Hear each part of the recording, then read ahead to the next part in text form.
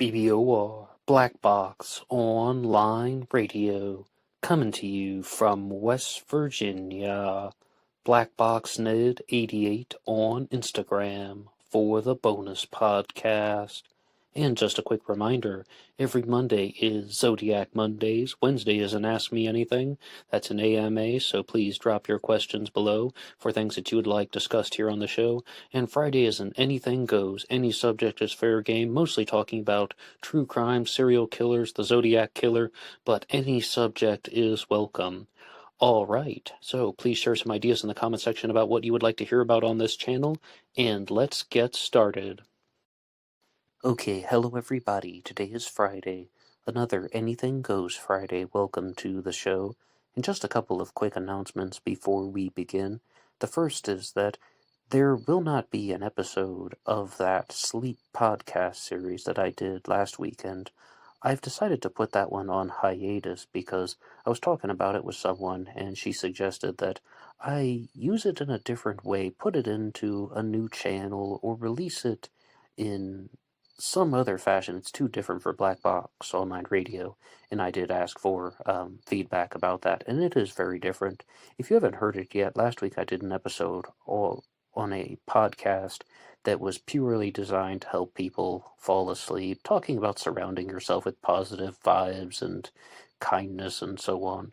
But there will be a future series about that. I'm not sure when or exactly how to go about it. Maybe making a new YouTube channel for something on the weekends. And I do have that other one, Astro Psych 400, where I was talking about astrology. Maybe it would even fit better with something like that, but I do appreciate everybody who listened to it. And also, there will be a regularly scheduled debunking episode that is going to come out, because on the weekends I've been doing a debunking series about the Zodiac Killer, where I talk about some suspects that I think are absolutely not the Zodiac. So there will be something out this weekend. If you haven't liked and subscribed to the channel yet, you can do that now. Then you can follow along with all of these discussions. Speaking of the Zodiac Killer, I have just received my copy of America's Jack the Ripper, and I also have another book from the same publisher, Korsgaard Publishing, and it is called Rescued and Restored, The Memoirs of a Death Row Inmate by Raul Cortez, and there's an essay in it that is also by Soren Korsgaard, who provided me with this to discuss here on the channel, also to read for myself, and I got a little bit fired up thinking about some things, because that's really what Black Box Online Radio is. I share my journey with you. I go through things. Whatever material I'm exploring, I put it out on YouTube. And that was really the case because for years I did this as a daily segment. It was like a 20-minute podcast, and I would just talk about whatever subject I was following, whether it was true crime or political, sometimes even historical, talking about the presidents and Karl Marx. All kinds of episodes are available on Black Box Online Radio. And that'll lead us to two sort of icebreaker questions.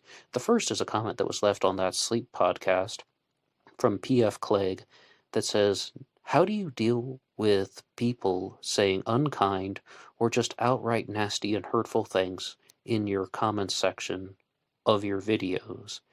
So, how do I respond to that?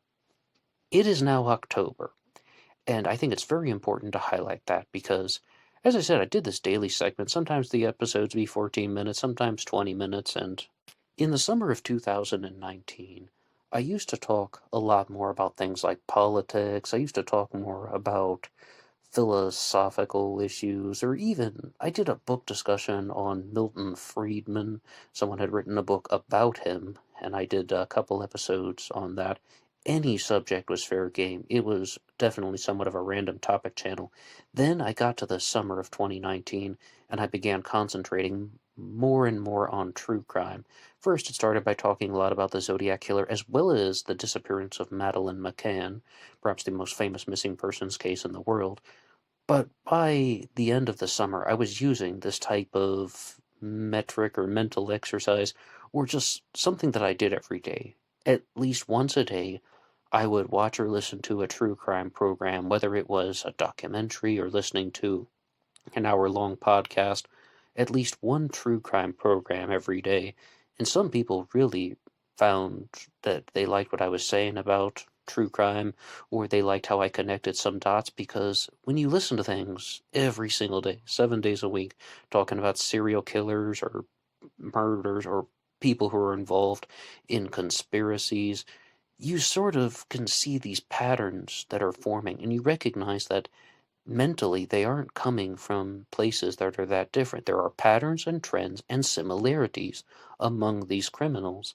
And I put out a lot of my original raw findings on Black Box Online Radio, and I received a lot of positive feedback. Then came October 1st, and something began to change. It began to get cold outside, and I don't know what that I don't know exactly what this is, but October, November, I received an enormous wave of nasty comments, people telling me that I sucked. They said the channel was no good, I didn't know what I was talking about, I wasn't good at talking about true crime, and I was thinking about quitting, like making true crime episodes. I was thinking about like to cease and desist that stuff, and I was going to try and rebrand the channel as something that is closer to that sleep podcast, doing more about the revolution of consciousness, talking about stuff like that, consciousness and pseudo spirituality. But I decided not to. Why? Because I wanted to know more about the Zodiac Killer. I wanted to actually see if I could try and get some answers. And I was very curious about certain theories in the Zodiac Killer mystery, so I kept exploring that material, as well as a host of other true crime cases. But then, in 2020, October and November came around and started to get cold outside, and I also received another wave of nasty and unfriendly comments, and then I was like, whatever. It's just getting cold outside. That is apparently what people do once it starts to get cold outside. They get nasty in the comments section, so I'm ready for it this year. That I just think there must be something literally in the air. I mean, cold weather makes people cold-hearted, I guess. Now, here is something that is a little bit more relevant to today's episode, and it's another icebreaker question. But as you can see from the title, we're going to be doing some things with the legal system. And I also talk very frequently about how I listen to the Tate LaBianca radio program hosted by Brian Davis and Tana Laufenberg, and I listen to it while I'm driving. And I heard an older episode where the host Brian Davis posed a question, which I will throw out to you guys. Icebreaker question totally, just so you can give your responses in the comments section down below. Do you believe that people tell the truth when they are under oath? More often than not. I mean, of course, sometimes people are going to lie, right? But what Brian Davis proposed was he thought 70% of the time when people are under oath, they tell the truth. Now, what evidence would he have to support that?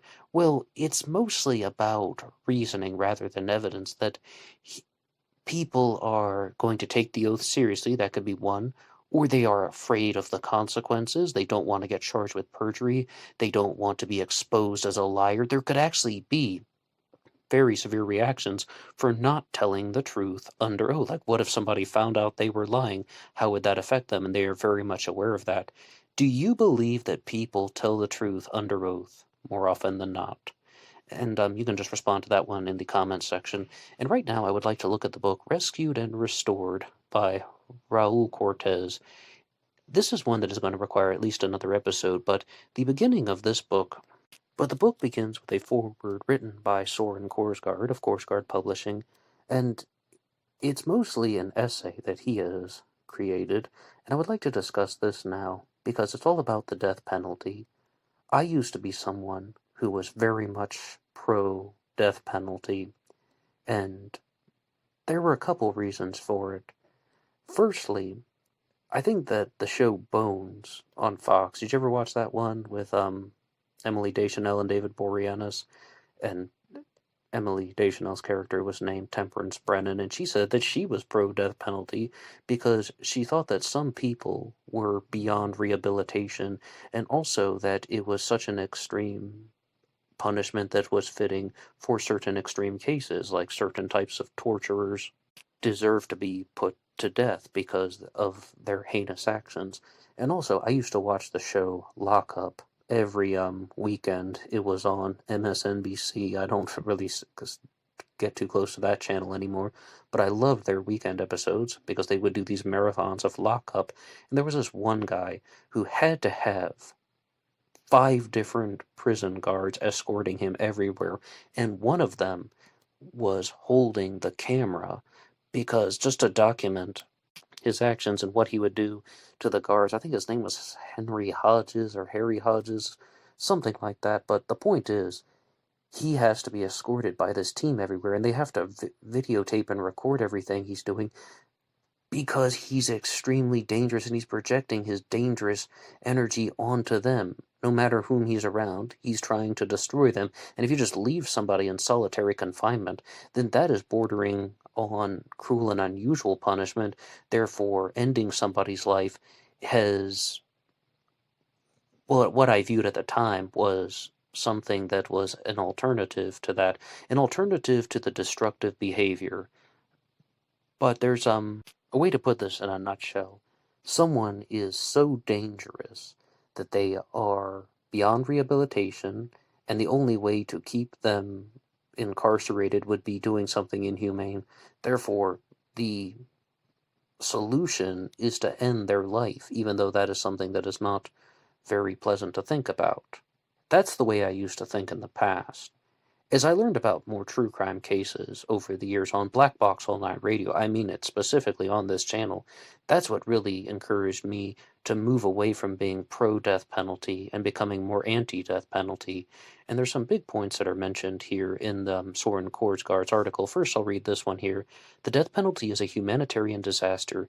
If you are to read a book written by a condemned man, we should have a bare minimum briefly discuss the implications of capital punishment. Setting other matters aside for the time being, the most important question which needs to be addressed vis-a-vis capital punishment is this. Is it infallible? Let us take a historical example. Before I get to that one, I want to say one thing about which encouraged me to move away from the death penalty. I was listening to an episode of the show Progressive Voice, which is available on YouTube, and the host said that 4% of people who are executed are wrongfully executed, like they are innocent people. 4% of the people on death row who actually make it to execution are innocent. And that same statistic was repeated on Last Week Tonight with John Oliver. And somebody called me out in the comments section because they were like, hey, you're talking about statistics, but you weren't citing your source. And then I told them that I heard it on Progressive Voice, and then it was later repeated on Last Week Tonight. But even if hypothetically I got the numbers wrong or they got the numbers wrong, it is still possible that someone could be executed and they were innocent. The possibility exists if you have a system in place like that. And another thing that altered my thinking is I did an episode on the presidential candidate Lincoln Chafee, believe it or not, and he's used to be the governor of Rhode Island, and he told this story of how in the 1800s, one person was wrongfully executed in the state of Rhode Island, and then they decided that one is more than enough. We are putting an end to the death penalty. Because of that very reason, someone could be wrongfully executed. And those things have really altered my thinking. But I would like to look at some points here in Soren Korsgaard's essay. First, I think that there's one impressive thing about this essay, and that is that he is able to weave together so many real, true stories, because sometimes people lose their lives, they are dead and gone, and all they have left behind is the story. I'm going to read something from page 10 on his book. For example, one of the most grotesque instances of judicial murder in the state of Texas involves Larry Swearingen, who was murdered in the state in 2019. Shortly before his execution, his appeals lawyer, James Ridding, said, "They're going to execute someone that legitimate forensic science has proven innocent." In the year 2000, Larry was sentenced to death for the murder of Melissa Trotter, who had been strangled with one leg of pantyhose. Joy Carter, The Harris County medical examiner testified at the trial that the victim had been dead for 25 days or so prior to the discovery of her body. The medical examiner later recanted her testimony and in a 2007 affidavit stated that the victim had died more than 2 weeks before she had been found. Several other experts, including forensic pathologists, forensic entomologists, and a forensic anthropologist, agreed with the 2-week time frame, which was determined by a variety of methods, and including examining insects that were found on the body. This means that Larry Swearingen had been in prison at the time of the murder. He later said, "I was in no position to have committed this crime, literally in no position, as I was in the county jail." As a nail in the coffin, Dr. Victor Whedon, a forensic pathologist at George Washington University and former president of the American Academy of Forensic Sciences, released a detailed analysis that concluded that there was considerable evidence to suggest that Miss Trotter was not killed on the day of her disappearance, but was held and killed later, and her body was dumped in Sam Houston National Forest sometime after the arrest and incarceration of Mr. Swearingen. And there's a challenge question that is posed here. How could he then be convicted, sentenced to death, and executed despite several appeals spread out over nearly 2 decades, you might ask? I can attempt to answer that, not based on the content of this essay, but on how these things are presented as someone who follows a lot of true crime programs and stories. The first is, let's look at some of these. Forensic pathologists, forensic entomologists, and a forensic anthropologist. I'm going to make a very bold assumption that not every person on that jury and not every person who was watching the media coverage or learning about this case was a scientist. So, therefore, the scientist is going to present their findings, and then the attorneys are going to interpret the findings of the scientists, and they're going to try and present it in a way in which the general public and the viewers can understand. So, you're dealing with a lot of persuasion tactics. I frequently talk about Scott Adams, the writer and host of the show Real Coffee on this show. He wrote a book called Win Bigly Living in a world where facts don't matter, or persuasion in a world where facts don't matter, I think is the exact title of the book, because that's it. It's about persuasion tactics. And I think a lot of people would not be able to follow along with the science. But we all have to admit this. I'm not a scientist. Not everyone is a scientist and can actually examine scientific data for themselves. So it can be manipulated. Data can be misconstrued, misrepresented, and people can genuinely misrepresent things. Either side of the legal aisle could do this to further their agenda. I'll read something else here from the book. During the trial, Texas Crime Lab technician Sandy Muzalowski testified that another leg of pantyhose found in Swearingen's residence was a unique physical match to the one wrapped around the victim's neck, to the exclusion of all other pantyhose. This would later be shown to be a deadly lie. Larry would later say that the pantyhose, despite being a mismatch, had been planted in the house by Officer Leo Mock. The prosecution called it the smoking gun of Larry's guilt. However, the technician's own notes showed that she found no match between them. After making this assessment, she began working to make one piece fit another. In short, it seems that it was falsified. Now, the prosecution was in this instance determined to get a conviction regardless of Larry's innocence, so they withheld the evidence, perhaps to bolster their conviction rate, or perhaps they didn't like Larry and wanted to get rid of him. I do have some polite disagreement that I would insert based on that. The legal system in the United States of America is not about fairness. I mean, the only thing that is fair is that you have the right to have an attorney to represent you, and the attorney needs to try to win. But that also includes the prosecutor. The prosecutor needs to try to win, and the defense attorney needs to try to win. It doesn't matter if someone actually committed the crime or not. It's not about determining real guilt or real innocence. It's about guilty versus not guilty. Innocence is not included in that statement. They're trying to win the case. Somebody wrote something into the comment section once on BlackBoxOnlineRadio about lawyers saying, they shouldn't be allowed to lie just to try and win their case.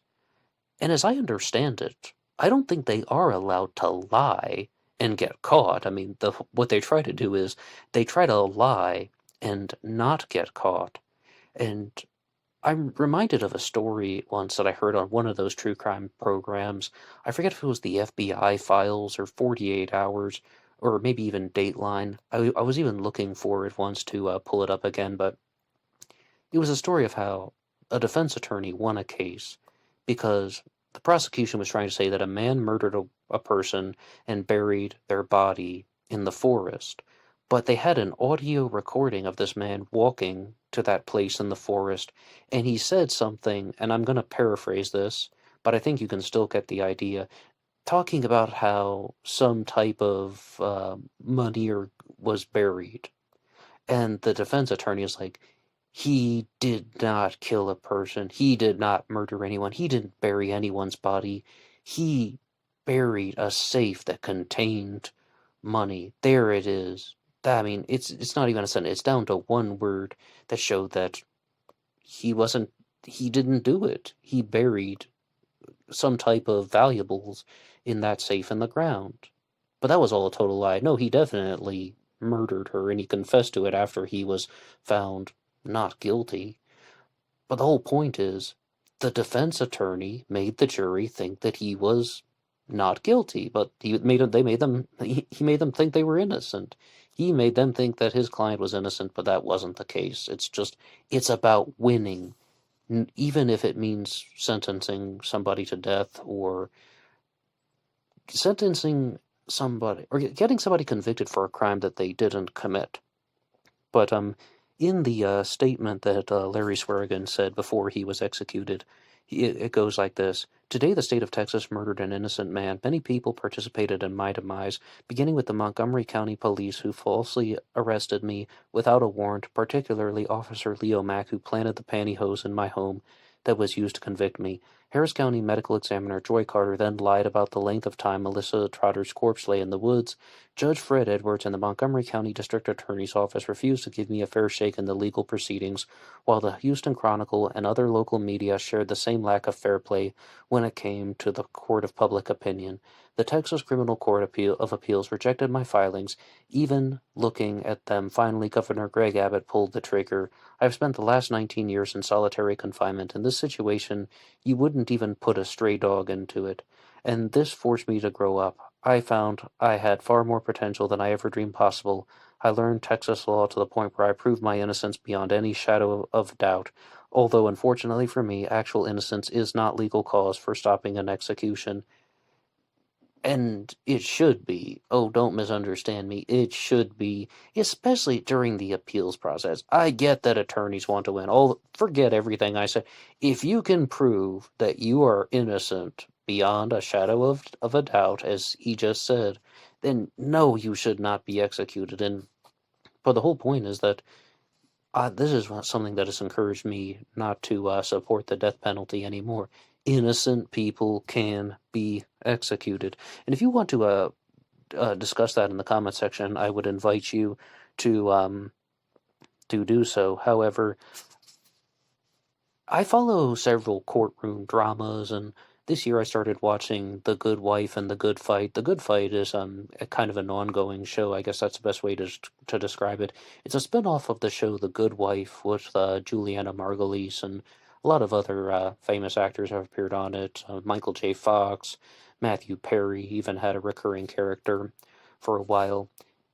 But they even talk about how, and then that's a fictional show, but they show how scientists can be manipulated. Oh, well, if you don't say this in court that supports our agenda, well, then there are going to be consequences for you. One of the characters was this British doctor, and he's like, I will not be a part of this. I have absolutely no reason to diminish the integrity of the scientific method which I've devoted my life to.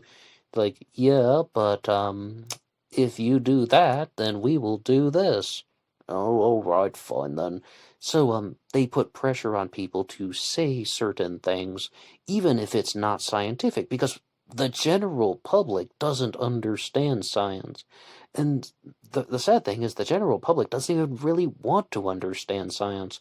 Rollo Tomasi, who is the author of The Rational Male, put out the fourth volume of his series, which is talking about some of these things. It covers more different subjects, but he has one line in there when he says that people who are not scientists accept science when it supports their agenda, when it tells them what they want to hear. Oh no, but if science tells you something that you don't want to hear, then they dispute it. They say, oh, well, that's not real science. Or they dispute the person that it came from. They're saying, oh, well, this guy isn't credible. He's a scientist, but he's doing inappropriate methods because it didn't give them the conclusion that they desired from the beginning. And I would like to go to a different part of Soren Korsgaard's essay here that says, the most important conclusion is that innocent people are killed by the state. The state is a diffuse term, in this case covers bloodthirsty and evil jurors, judges, and doctors, and other prison officials who carry out the atrocious deeds.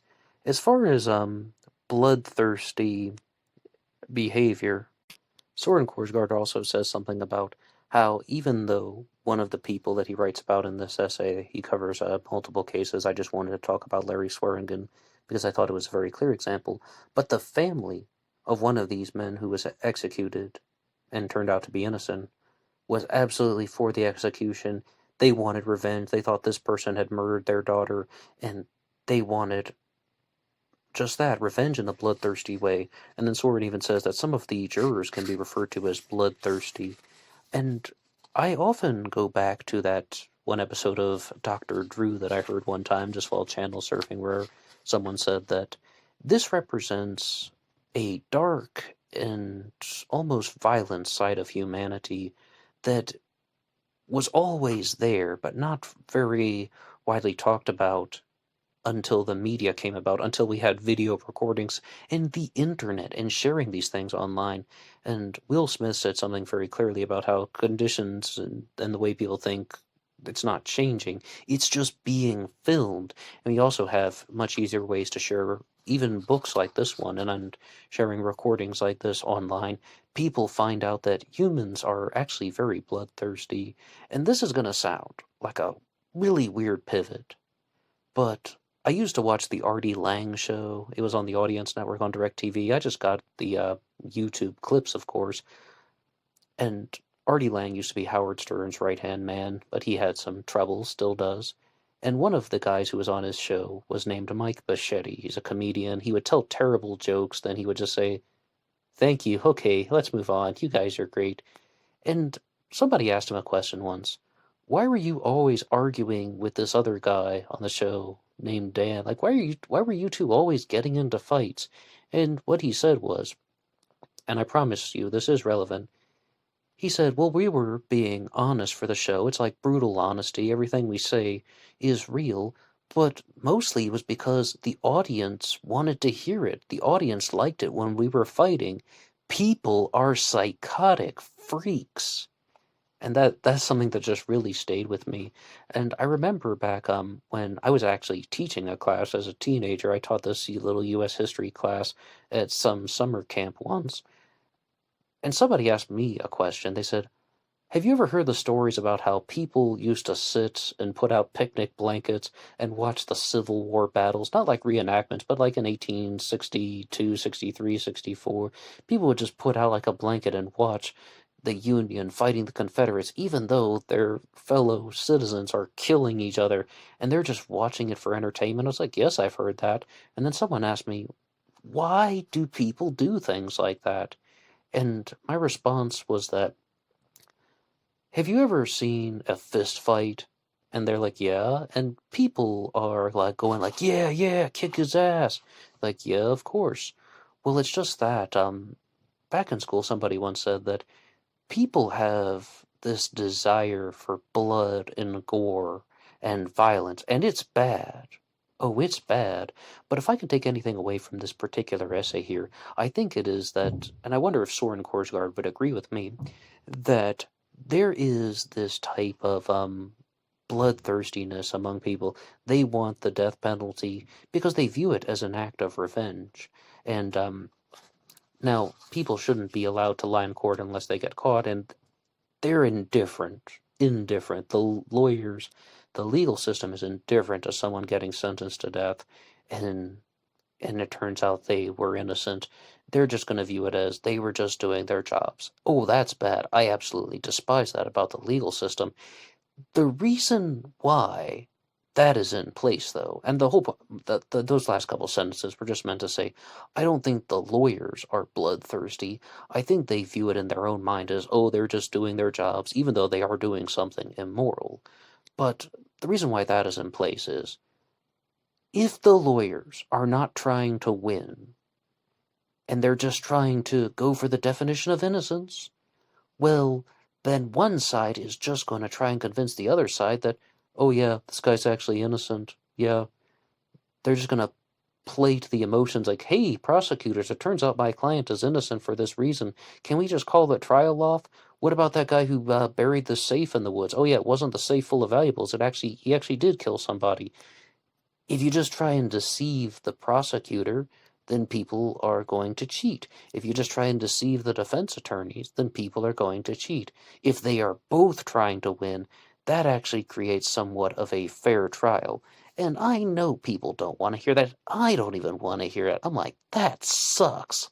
That is just absolute crap. That people are going to try and put you to jail. You might even be sentenced to death for something you didn't do, just in the name of winning. It's a messed up world. I wish we had a better alternative. And I would like to go to a different thing that is on page 16 here in the essay by Soren Korsgaard. And it says, evil prosecutors, like in Larry's case, may also hide or even destroy exculpatory evidence, compounding matters. The bias of science is best exemplified by considering that those who are working for the prosecution argue in favor of the prosecution's case, while scientists working for the defense argue their case.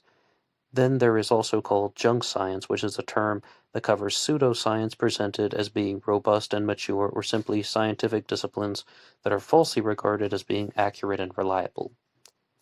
Before we talk about junk science, first, evil prosecutors destroying evidence.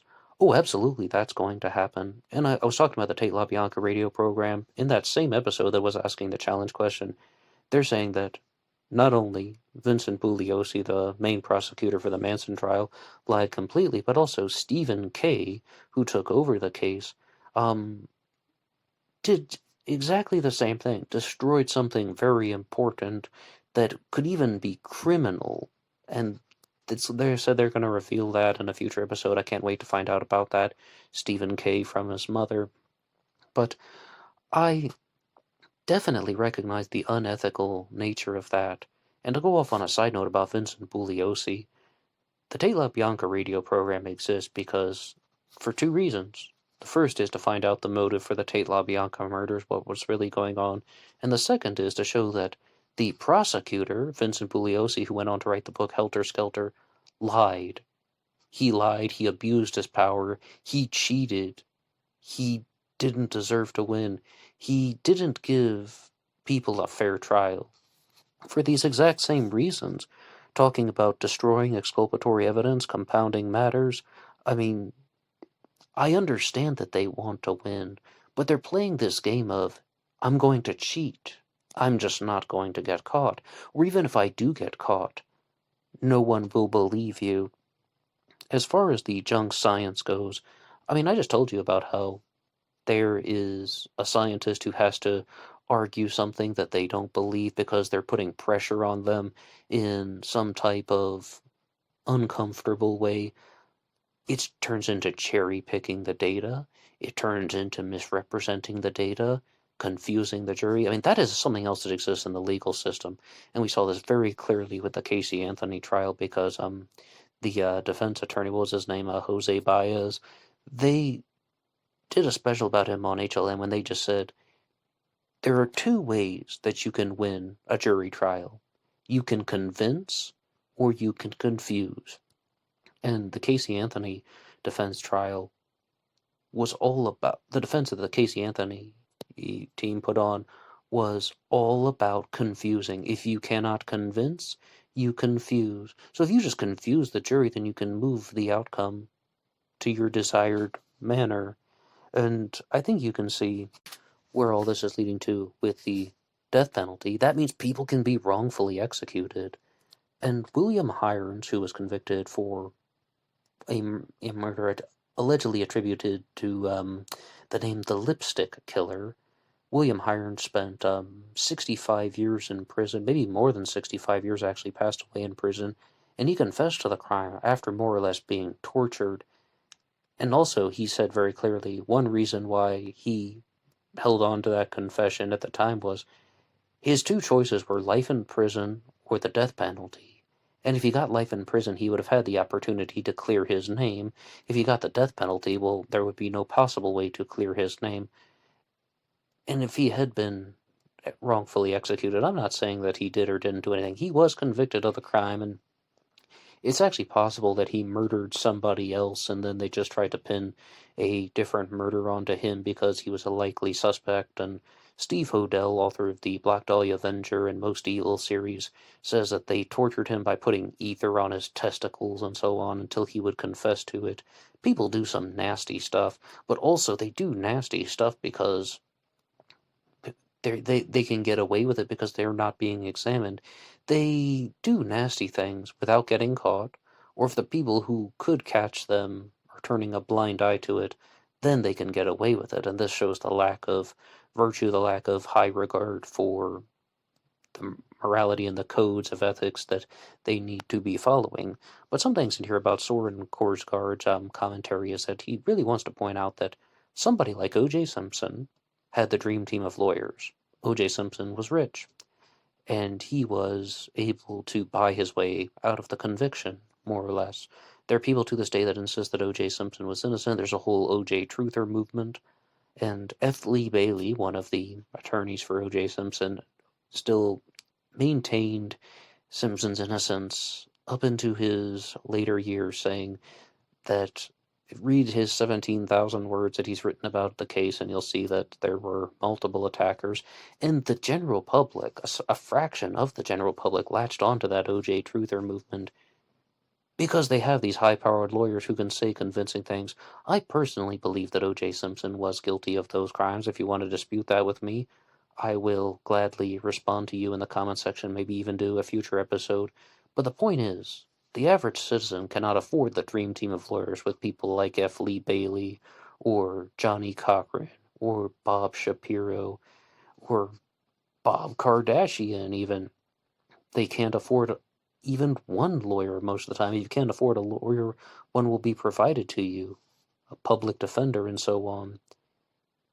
So that just kind of, I mean, at that point, I don't really dispute too much that the wealthy are less likely to be executed rather than the poor. And it's a sick, sad, messed up, twisted world. But I would also want to share some things with you guys. If you'd like to follow Soren Korsgaard, you can go to korsgaardpublishing.com. And he also has a website called crimeandpower.com, where he is the editor-in-chief.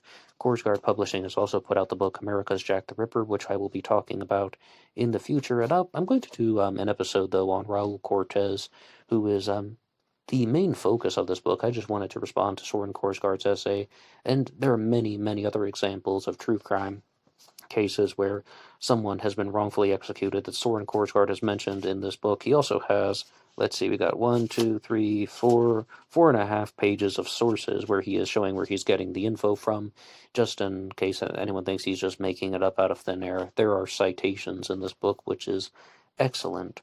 So, to leave you guys with that, what is your response to the death penalty? Do you agree with it? Do you disagree with it? Now, respond in an open way. You can respond to any of the challenge questions at the beginning. O.J. Simpson, do you think he's innocent or guilty? You want to talk about Vincent Bouliosi and Helter Skelter? I'm listening. Share anything you want in the comments section down below. Thank you once again to Soren Korsgaard for providing me with a copy of this book, Rescued and Restored, The Memoirs of a Death Row Inmate, by Raul Cortez, and the foreword is by Soren Korsgaard himself.